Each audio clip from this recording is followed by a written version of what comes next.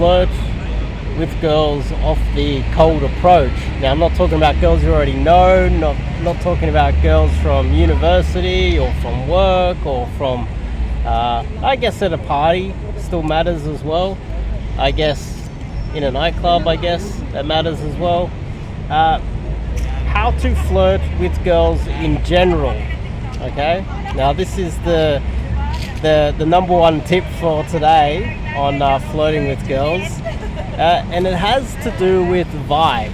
Now, think about it from this point of view, and you will probably have this experience if you're just getting into, if Tinder's not working for you, if social circle, if meeting girls at work isn't working for you, or meetups isn't working for you, then you have to be looking for other methods, right? And cold approaching girls is probably the best method. So if you're getting into hitting the nightclubs and cold approaching girls during the day or any other time of the day, you'd probably come across girls that are either high energy, happy. You might come across the resting bitch face. You might come across girls that are low energy and kind of depressed, or girls that are serious, girls that are more in the open and fun sort of a mood. The best way to flirt with these girls is to pick one that is already open to having that type of conversation in the first place. So let me explain. So when you approach some girls, you might have witnessed out there that some will be high energy and friendly immediately, and if you're new to it, you probably wouldn't understand this. Some girls are like, hi, and you have to put in a lot of effort to get them to open up and start talking to you. On the other hand, some girls will be high energy immediately, and if you're doing a little bit of cold approach and you're out there, you're like, oh, I like this girl, you go over and say hello, it might catch you off guard, it might surprise you, and you might find yourself having a little bit of trouble trying to figure out how to have the conversation with her. If she's high energy off the approach, you're like, hi, she turns around, it's like, oh, hi, blah, blah. And she's like fun, friendly, she's bubbly, she's the type of girl that I would say you should be trying to date. The fun, bubbly, high energy, super friendly girls, they're the ones that you really want to be dating anyway.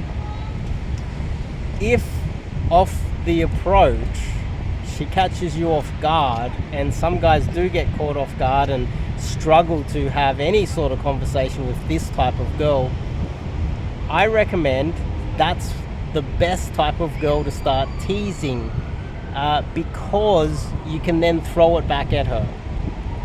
She's all high and bubbly, and then you can throw like a little bit of a neg, you can throw a little bit of a tease, you can tease her about a whole bunch of things. She's going to be high energy, she's going to be very receptive to it, she's going to be open to being teased, and she's not going to take it too seriously and have a problem with you teasing her. It's the perfect type of girl to tease. Now, I know a lot of guys will say, open and then tease. Well, if you approach a girl who is low energy, very serious and logical, and you try to tease her, she might take it the wrong way. Now, that's something that you want to avoid. You don't want to be insulting girls that you don't know, and the type of girl that's going to be insulted, more likely to be insulted, is the type of girl who is very serious, logical, RBS, resting bitch face. Oh, not RBS. RBF. And she'll be more likely to take it the wrong way, your teasers, more likely to get insulted. But if she's high energy and bubbly, you can tease a little bit more, and it should go your way. It should be fun, a good interaction, and that is based on her personality, not what you're trying to bring to the table. I would say if she's a little bit more serious, a little bit more logical, less playful, then you should. I've got other strategies for that. But if you were to go in with canned lines, a canned structure, hi, I saw you from over there, I had to come meet you, blah blah blah, and you run with your same canned line, and you're not present, you're not able to be flexible and like water my friend in the moment, then your cold approach and your results are going to suffer.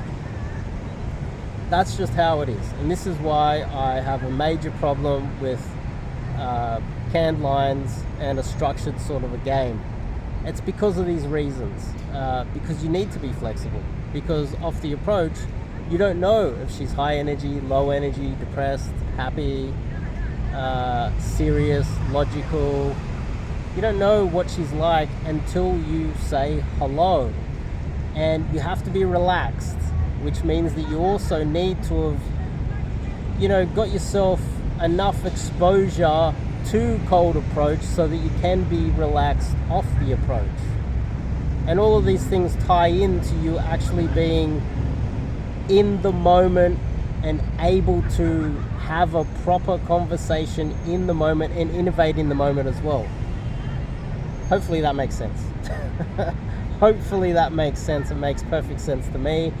And after a little bit of training and a few hours of going out and practicing this with a lot of my clients, they do get it as well.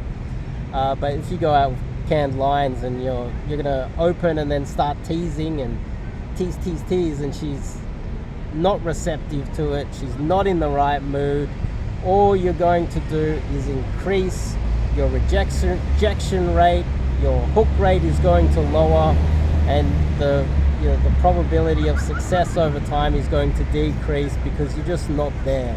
You're not present. You're not in the moment. You have to be in the moment.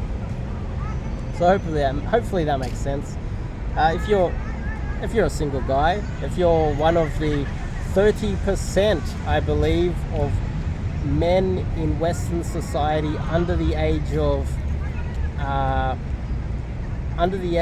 30, the 30% that have not slept with any women in the last 12 months, according to the stats. The stats might not be 100% accurate, but that's what people are saying is true. There's a lot of lonely men out there, a lot of men that don't have a girlfriend. 30% have not slept with any women in the last 12 months. They're single, lonely, and struggling out there. If you're one of those, reach out. What have you got to lose? Learn some cold approach with myself. Anyway, I'll see you guys in the next video.